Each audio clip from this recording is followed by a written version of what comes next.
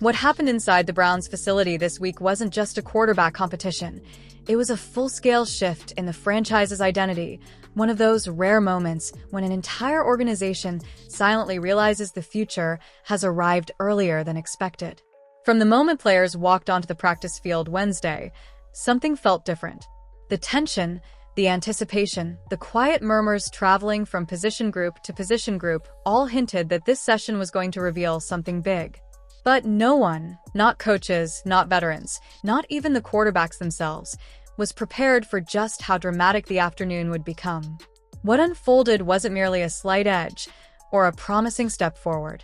It was a total dismantling of the existing hierarchy, a performance so lopsided, so undeniable, that people inside the building were still talking about it hours later. This was the day Shadur Sanders didn't just outperform Dylan Gabriel. He seized control of the Browns' offense and sent shockwaves throughout the franchise. From the opening snap, the contrast between the two quarterbacks was jarring. Sanders walked into the huddle with a presence that instantly shifted the rhythm of the offense. The air felt sharper, cleaner, almost expectant. Teammates straightened up. Receivers leaned in. Even coaches, clipboards in hand, locked their eyes on him as if watching a live stress test of everything they believed about their quarterback room. And then the ball was snapped. Sanders moved with a smoothness that didn't look like a rookie learning the system, but a seasoned leader stepping into a role he already owned. His reads came instantly, snapped to recognition in a fraction of a second. Every throw seemed to arrive exactly where the route demanded. Not a step ahead, not slightly behind, but precisely on the numbers, in stride, maximizing every inch of offensive potential. What players and coaches saw wasn't just confidence, it was control. The kind that lifts an entire unit. The kind that makes even a routine practice rep feel charged with meaning. His footwork, his body language, his presence, it all suggested that this wasn't a quarterback trying to impress anyone. This was someone who already knew he belonged. Meanwhile, on the opposite side of the competition, Dylan Gabriel found himself drowning in the pressure of a practice that quickly spiraled out of his control. Even before the first glaring mistake, there were signs, hesitations in the pocket, stuttered decisions, footwork that wasn't quite in sync with the play designs. But as the session intensified, those cracks widened into fault lines. Timing routes fell apart as Gabriel threw consistently behind receivers, forcing them to slow down or break their stride. Simple checkdowns became awkward, mistimed tosses that left coaches exchanging looks of frustration. The red zone period was the breaking point. When Gabriel threw an interception so poorly timed and poorly placed that receivers immediately dropped their heads and coaches instinctively put their hands on their hips, the mood around the field shifted. It was the kind of mistake that doesn't just stall a drive, it drains confidence from an offense. Suddenly, what was supposed to be a tight quarterback competition felt more like a runaway. But what came next is what truly transformed the afternoon into something unforgettable. Sanders delivered a 45-yard touchdown pass that players described as breathtaking. A rope threaded between two defenders with pinpoint accuracy, the kind of throw that tells every witness, this isn't potential, this is reality. The offense erupted around him. Helmets slapped. Linemen celebrated. Even defensive players couldn't help but acknowledge the skill.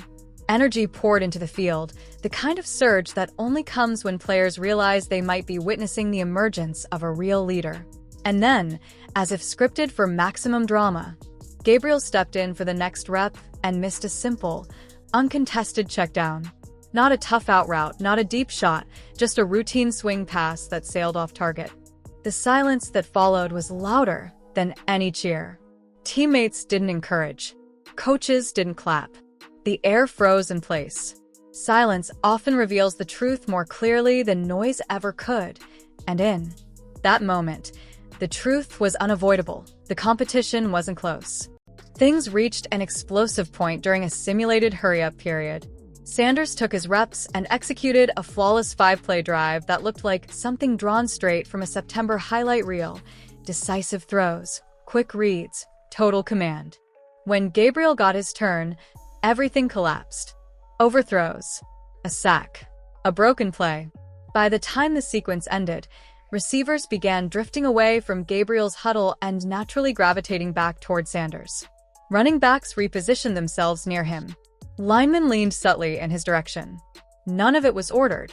None of it was coached. It was instinct. It was trust forming in real time. It was the most honest reflection of a team choosing its leader before the coaches could.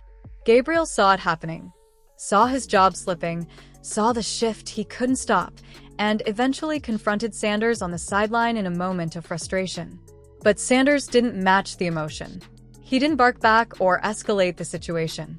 He simply pointed toward the field, toward the reps, toward the execution that had spoken louder than anything he could have said out loud. That quiet confidence told the entire story. Coaches rushed in, attempting to cool the situation before it spiraled, but by then, everyone already knew the truth. The hierarchy had changed. After practice, the atmosphere inside the building was tense in a way that only major organizational moments create. Coaches avoided the media. Kevin Stefanski refused to answer a single-pointed question about reps or performance. When a coach goes silent like that, it's usually because he's protecting a decision he already knows he has to make, even if he can't say it yet. Veterans who once questioned the front office's decision to draft Sanders were now believers. Younger players who wondered if Sanders' college hype would translate to the NFL had witnessed the answer firsthand. The front office men who picked Gabriel in the third round now faced uncomfortable questions about their evaluations. Sanders' dominance had done something rare. It united an entire locker room and fractured another quarterback's standing at the same time. For Gabriel, the fallout is complicated. He was supposed to have time, months, maybe years, to grow. But the NFL is ruthless. It doesn't wait for development curves when undeniable talent shows up ahead of schedule. The paths in front of him now range from backup duties to potential trade scenarios, none ideal, all uncertain. For Sanders, however, Wednesday's practice was the defining moment of his young career. He didn't just prove he could play at this level, he proved he could lead. He showed the poise, the presence, and the elevated instinct that wins games. Now, the Browns face the pressure of making the decision official. They can delay the announcement. They can protect Gabriel's trade value. They can pretend the competition is ongoing. But deep down, everyone inside that building knows the truth. The franchise found its quarterback on Wednesday, and his name is Shadur Sanders. Whether the organization makes the move now or stretches the process into preseason, the outcome has already been written. Sanders didn't just edge ahead. He obliterated the gap. He walked onto that field as a contender and walked off as the clear leader of the Browns' offense. Whatever happens next, fans will look back on this moment as the beginning, the day the future arrived. Now it's your turn. What do you make of this explosive quarterback battle in Cleveland? Has Sanders locked up the starting job for good, or do you believe Gabriel has a comeback left in him? Drop your thoughts below and join the debate. And if you want to stay locked in on every twist of this unfolding quarterback saga, make sure to like this video, subscribe to the channel, and hit the notification bell so you never miss an update. Thanks for watching, and get ready. This Browns story is far from over.